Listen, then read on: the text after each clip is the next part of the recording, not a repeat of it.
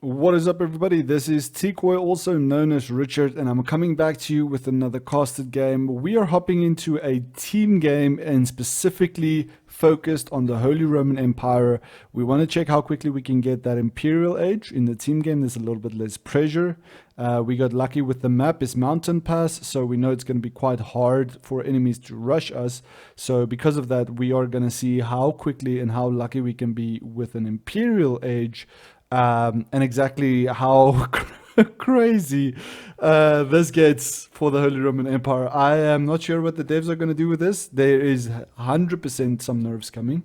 But I want to quickly show you guys this part.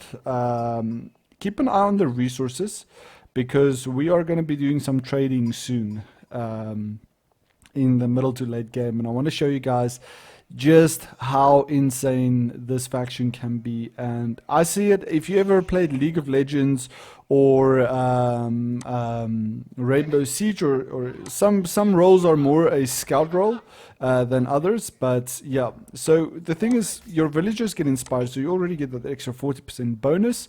And we are just gonna clean up the UI, making this a bit smaller for now. And we are playing versus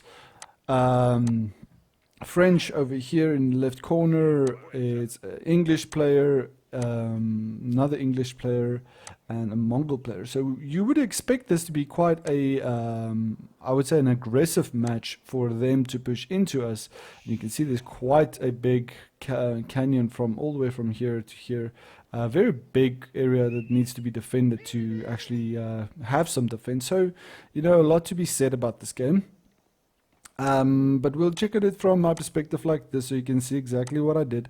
So first thing I did was I took 3 villagers, sent them onto gold, and then a 4th villager came, built the house, then the lumber camp, and then onto the gold. The reason being is you get gold capped before you get food capped because of that 40% inspiration that you have on the villagers, and your food villagers tends to be a lot quicker. You can see here the gold is 140 per minute and the food is 240 per minute, so you get double about on the food. So now we're on 7-4 and we're gonna pretty much stay right there. I went for a single scout because I didn't want to waste any food on scouts, and we got very unlucky. You can see a lot of times if we reveal the map, there's hunts close by a lot of times. But specifically, I don't know if it's because of this, just the spawn, but the deer were quite far. This was actually still acceptable. If it was that close, I would have gone for it. But you can see our deer spawn all the way back here. And oh, there's actually one right here. I never saw this one. I actually never saw this. I never saw this. Little, just scout the back of your base, I guess. That would have made a difference as well. But we decided to go for berries. At this point in the game, I asked if someone is willing to bring me some sheep. Because they got a lot more sheep than I did, and that would be really beneficial. So I was like, please bring me some sheep. I just want to go fast Imperial and test this out. Without sheep is going to be a bit more difficult.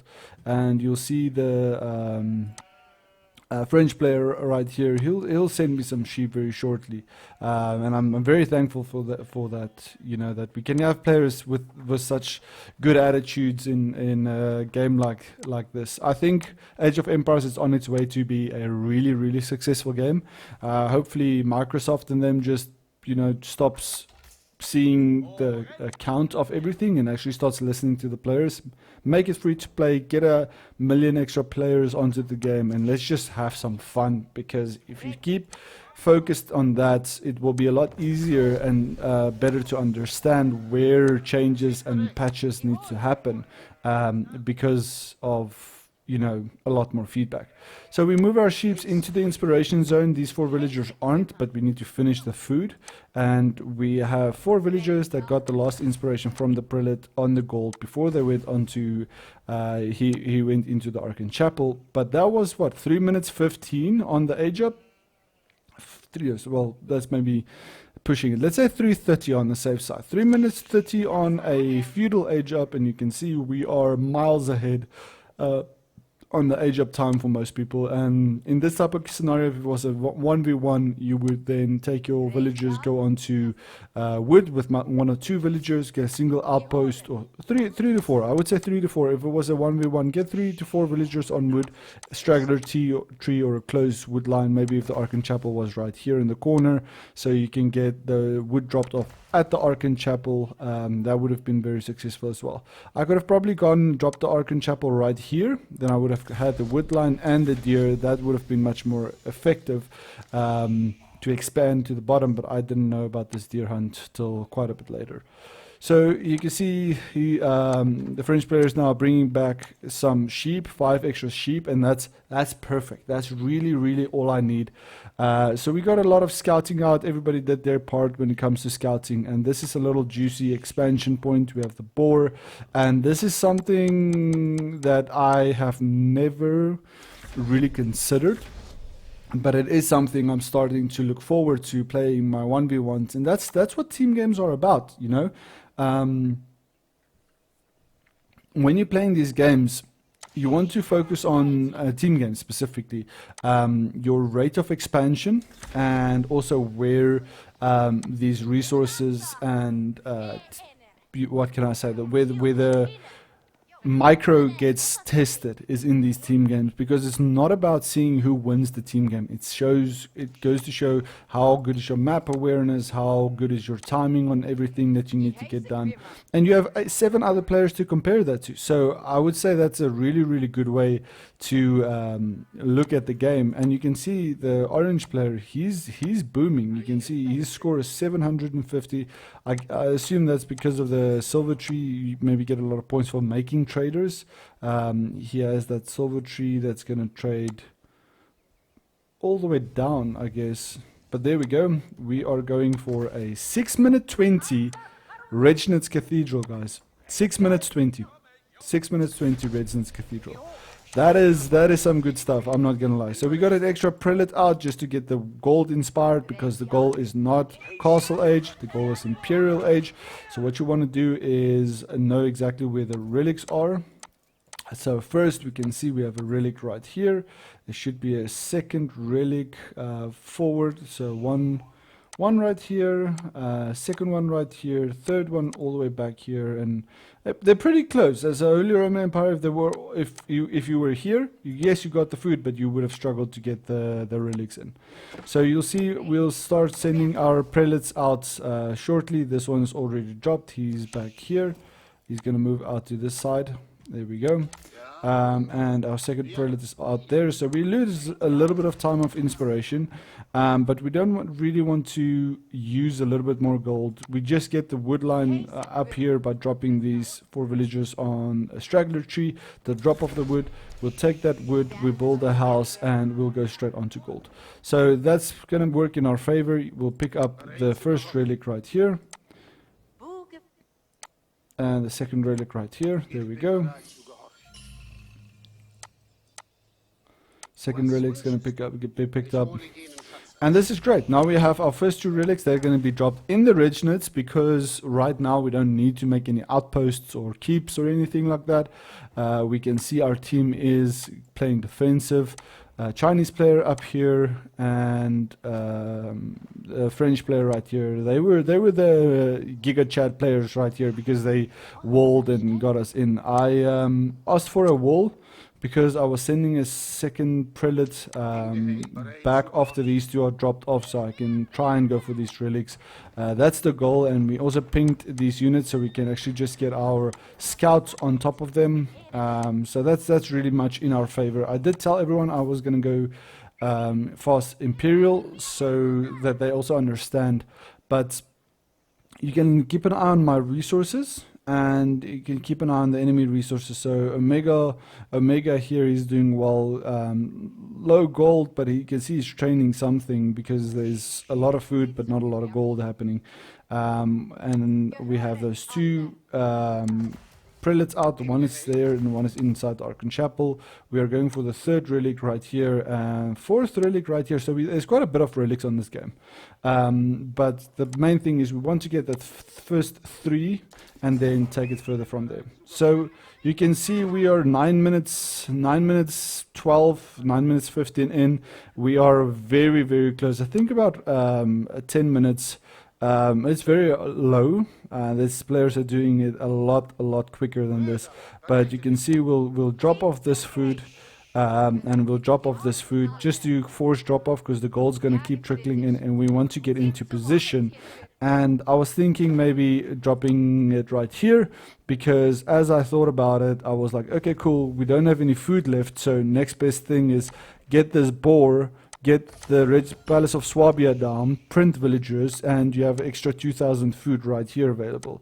So now you can see that extra third relic being picked up, another prelate going out for another relic, and that was a forward relic on the other side of the wall that we picked up first because it's more risky but it's more reward, and then we have a forward one right here. So this prelate is making his way back with the third relic. Fourth relic is going to get picked up now, and you'll see once this Palace of Swabia is coming up, we'll transition all of the gold villagers onto the wood line so that we can start building houses, getting some farms down, and just playing into the game. And you can see, you know, we have 500 extra gold, so we could have microed more onto the food, but that was probably also from the farming we did before the time. So all of these villagers going onto gold because that's right underneath the Palace of Swabia, and you can see I have 0 gold, but that's what, 10 minute 40 Imperial Age. Some people still sitting in age 2, we're in age 4. This is really amazing. I think that must be quite scary if you see an Imperial Age, but it is what it is with the Holy Roman Empire right now.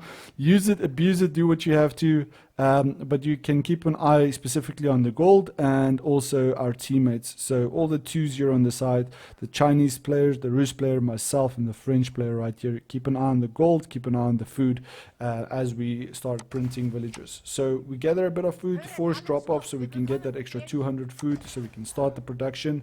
Remember, Palace of Swabia trains quicker and cheaper villagers, not just quicker but cheaper as well.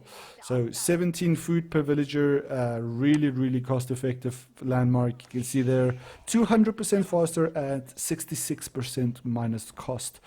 Cost to build this landmark is reduced by 20%, so this landmark is huge. I personally like in 1v1s to go for the Alsbeck keep because that thing is so strong.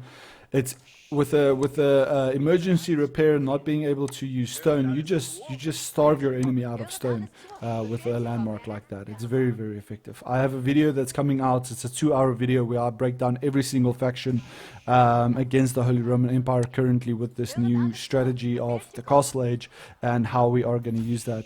Now you can see we have those relics in GG here, very over on the gold. You can see that's an enemy player right here in the back.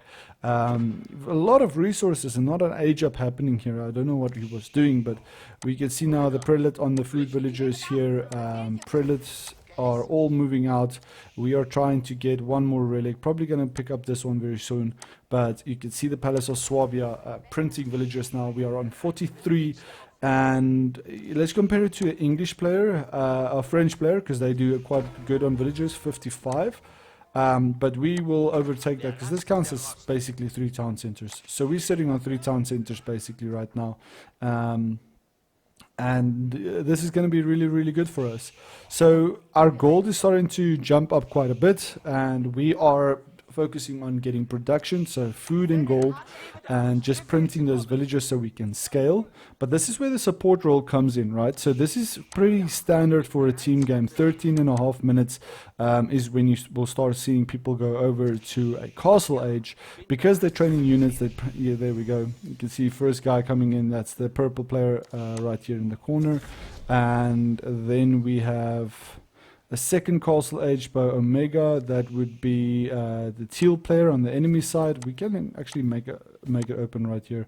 That would be the French player and the Rus player that went first into that castle age. We pick up another relic. Where's that? That's right here. So we'll try and bring this back, but unfortunately this was very greedy. Could have gone for this one right here. Try to get a Warlord down on the con. He was not even focused on me. I just got scared of him, and they responded because a Warlord is seen by everybody, unfortunately. But now we're sitting on 4,000 gold almost. Chinese players on 2,000, and we will start trading our resources for our teammates, and that's with our market right here. So we have our market, and I don't know if I've traded him already, because I remember I did send him 2,000 gold as a thank you, and he's been training units. So I don't know if he had that gold or that resources available. Now we're sitting on 4,000 gold because we get, okay, so with the Regency Cathedral, you get 200 per relic. There we go. There's the 2,000 gold. You can see.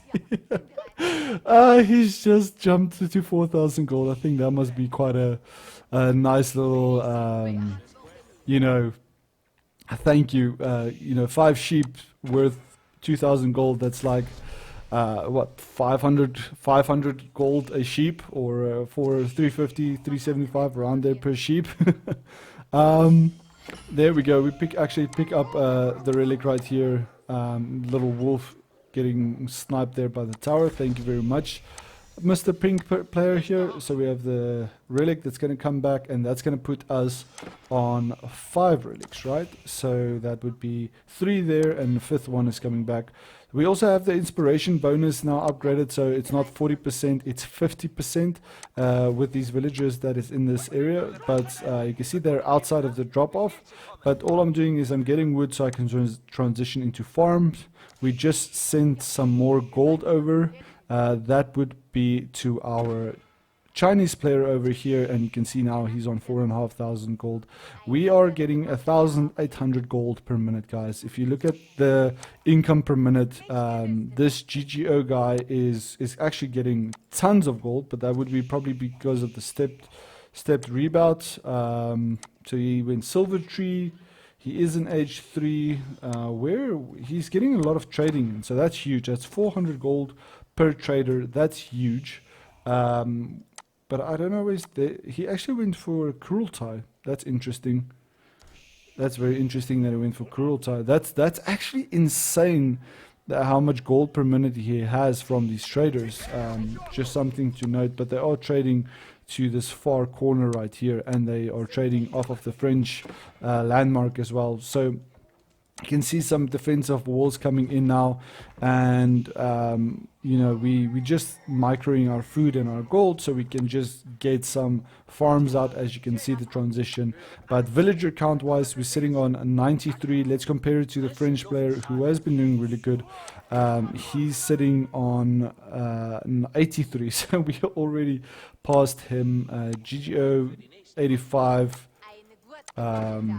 56, 64, 87, 42, 74. So you can see the difference. This is the best player to compare to, and that's why I say team games are really good to give comparison.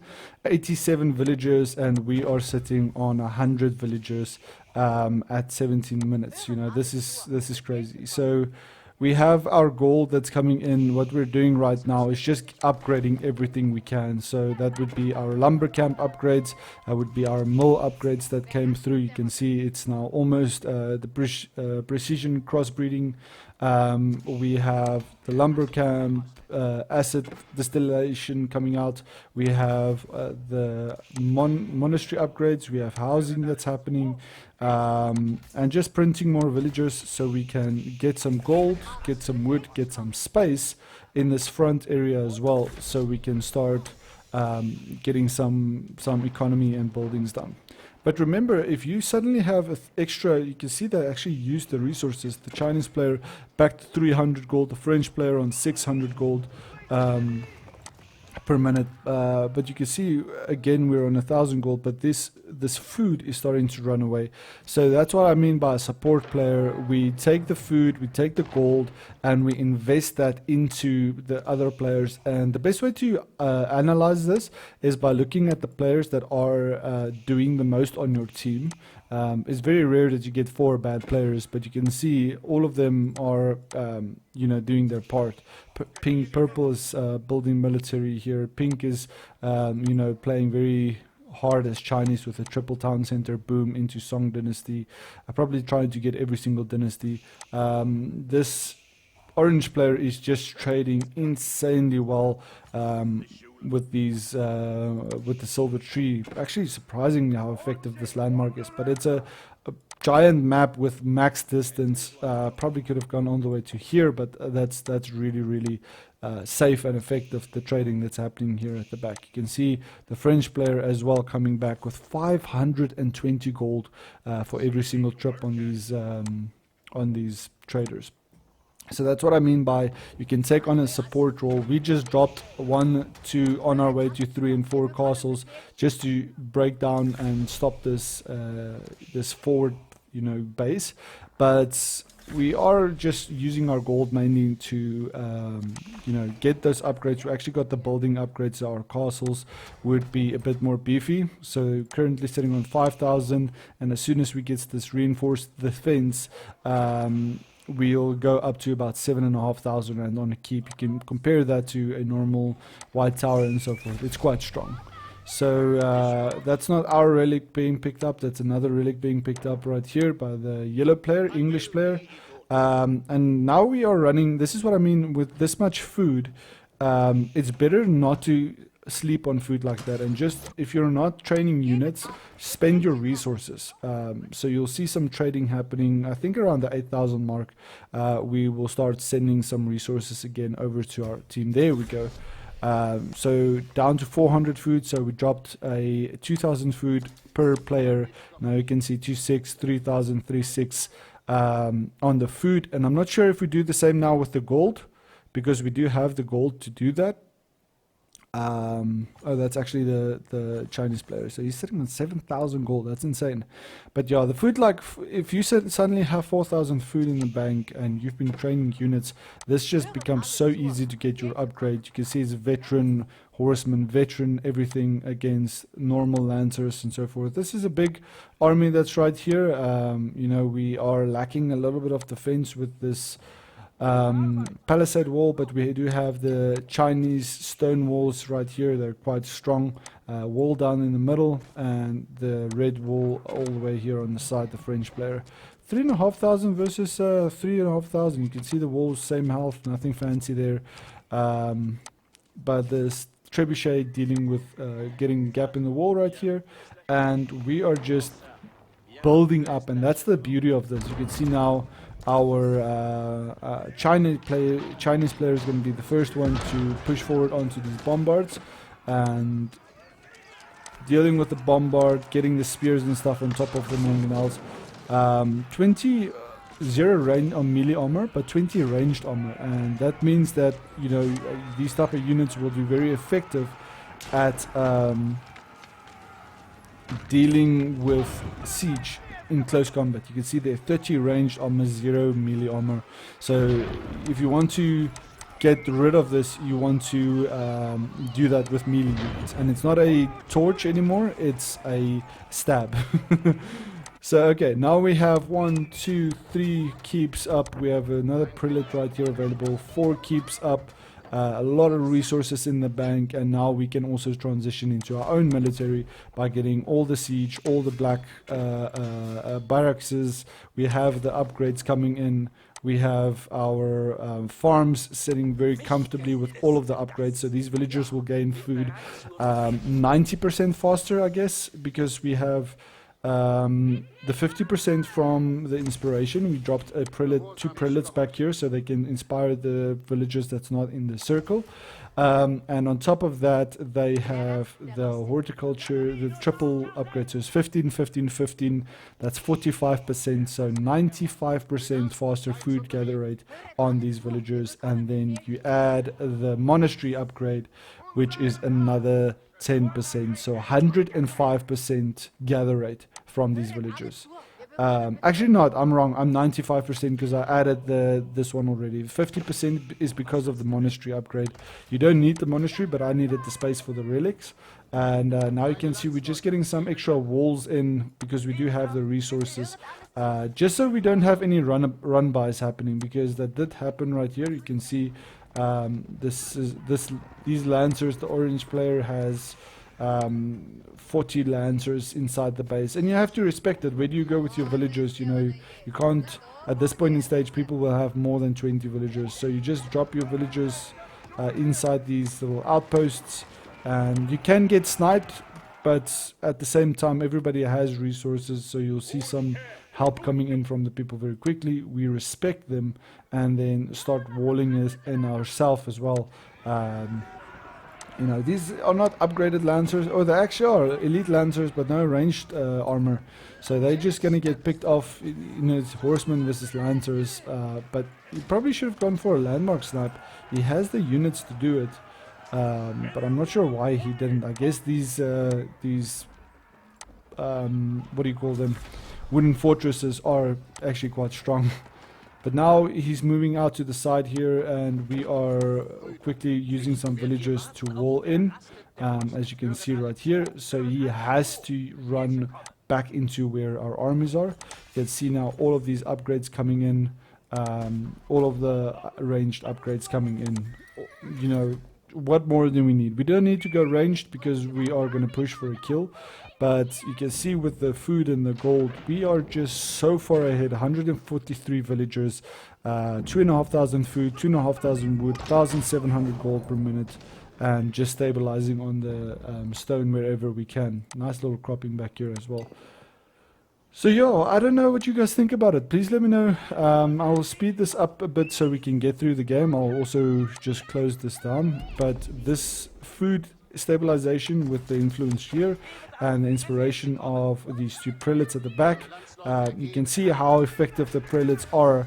If you don't go for the Archon Chapel, I would argue it's worth going for farms and maybe having 4 prelates, because I think you can manage with 8 villagers on a single prelate. What you're hearing is I'm just clearing up space so I can drop some more buildings down here. So I just cleaned up right here, and we have our walls down.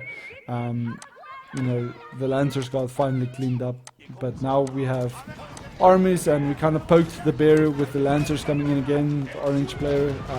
But because all the keeps are here, because we are walled in, these elite lancers are just gonna get properly demolished. Because where can they go? They can't get through. So we have wonderful upgraded armies, elite spearmen, elite men-at-arms, elite land-connects. It's really fun to play like this, guys. I won't lie. It's really something special. And I like the fact that you can actually click units. It's very easy now to click the units because of the hitboxes and stuff that was changed. But you can see those land cannons, everything are upgraded now. So very big armies pushing in, and we're pushing together. So purple, red, blue, who's else? Purple, red, blue, and teal. Teal should be somewhere. Why is Teal not in the fight? He probably started the fight and now he's just backing off. You can see the Great Wall coming in now, which is quite a defensive landmark. And these keeps are also, you know, 5,000. I actually thought the health would... Isn't the health supposed to go up? It said 40% health increase, or is that on the walls? I guess that's an upgrade on the walls only. Now you can hear another relic being picked up. There we go, sniping another relic. And yellow was actually doing quite good, just keeping this defense going. But we have a few bombards here. They have the upgrade from the university. Oh, nice little red palace here as well. Better landmark in my opinion, because it's defensive as well, so you don't get those run-bys. We have the upgrades coming in, but you can see how effective it is getting all these upgrades and resources in. We also did trade some more resources out to the teams. I think we sent 2,000 food and 1,000 gold to every single player. So our resources are just running amok. You can see the wood, the gold, and the food. Everything's just really high. This Mongol player with the trading actually surprised me how much gold he has. You know, it's 4,000 gold per minute. That's a lot of gold. That's actually surprising. If you play Mongols in team games, I would argue that's maybe worth going for a support role like that, because investing that type of resources over would be very effective. But yeah, what do you guys think of the Holy Roman Empire? Let me know. I think that was quite a nice game to demonstrate the strength of the Holy Roman Empire right now. And the English player on the enemy side, the pink player, he was quite mad. He said it's impossible to play against the Holy Roman Empire right now. I guess that's also a bad thing, because that will make players leave the game. But I think there's a lot of good to be said, and you can also see a lot of victories coming in, especially on the rank. We are sitting right now on Platinum 1. We are going to push for Diamond. That's the goal, at least Diamond 1. So we can get a higher rank than last season. Last season was Plat. This season I'm aiming for Diamond. That's the goal here. But I think just overall, just a very successful game. Thank you very much for watching, guys, and